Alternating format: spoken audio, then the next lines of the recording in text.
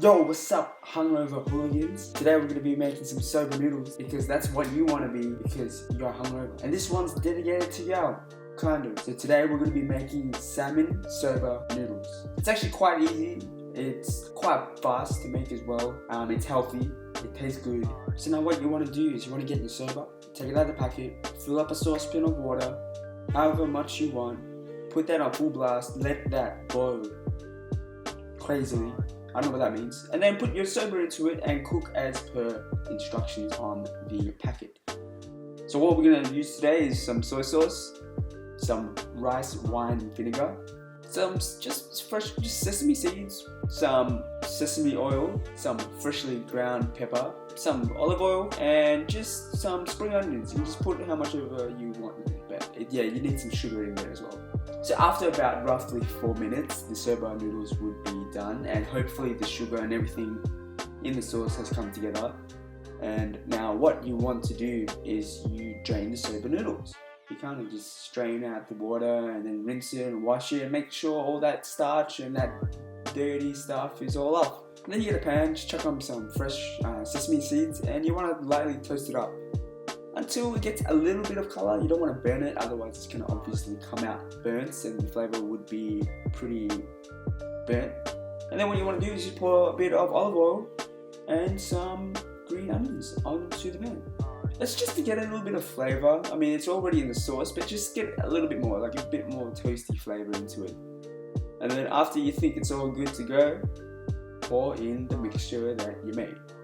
And you don't want to reduce it or anything, you kind of just want to heat it up a little bit, just to help it combine. And after maybe about 30 seconds, just chuck in all of the soba noodles. And this will sober you up. It won't actually, but it will make you full, because that's what food is for. Anyway, you want to mix up all the noodles into the mixture, just to get the sauce kind of just all over it, you know, you want to dress it down. I don't know where I'm going with this. Anyway, you after it's all good, turn off the heat and you just plate it up. You want to put it in a big bowl. Just put it in a big bowl and put some fresh sesame seeds and some green onions just to top it off. I also put some chili flakes too. You can also do that.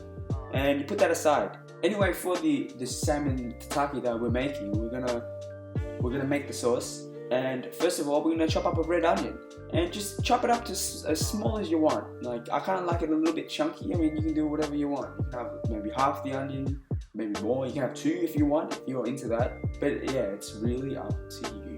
And then afterwards, just get some ginger and you want to chop it up. And you can slice it up, you can chop it up, you can dice it up, and every other chopping synonym that there is. And after you're done with that, just chuck it into the mixture. And what now? I have to actually use a proper measuring cup because this one actually needs to be a bit more precise.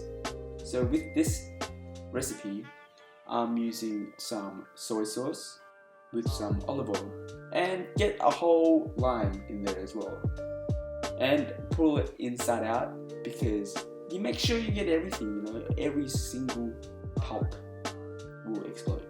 I also put in a little bit of rice wine vinegar as well because it was a bit too strong for me, so I just wanted to balance out a little bit. Anyway, the next step is probably the hardest bit to do in this recipe.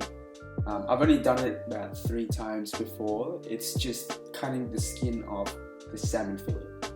And it's a bit of a pain because sometimes it doesn't really come out nice in like videos and on YouTube and tutorials. They make it so easy, but it's not.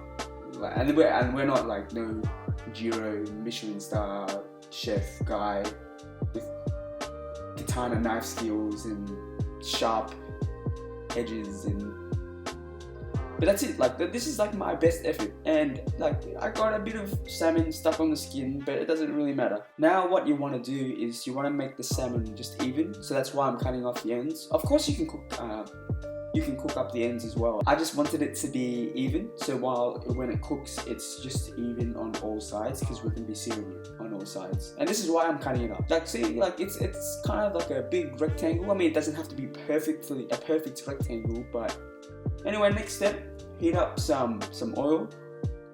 Heat up some oil. You can use whatever oil you want, and sear the salmon for about 25 to 30 seconds on each side, just to get it a bit cooked, because that's what tataki is. You know, you want to get all sides kind of nicely seared and get maybe I would say like 2 to 3 millimeters seared, cooked, and all sides. And of course you want to do it to both as well. So while that's done, you want to rest it for just a little bit and slice it up as thinly as you can, not cutting against the grooves. Like, it's kind of flaking and breaking apart, but it kind of held together, which is pretty good.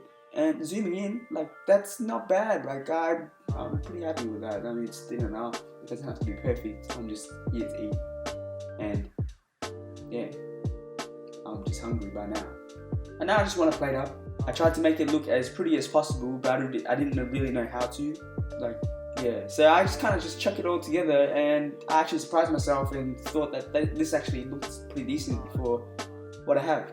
Anyway, I took it to the back just to get a bit, better light than what my kitchen had, and the light actually makes a difference. Like, it actually looks so much better. This looks like a pro grade kind of cooking video, and the other one is like a pandy ass shit from the 90s. And just watch me eat for a little bit. And once you mix it all together, it's just so fresh and light and salty, and well, not actually salty, like, it's just like a nice balance of Japanese culture, and you would feel one with the noodles.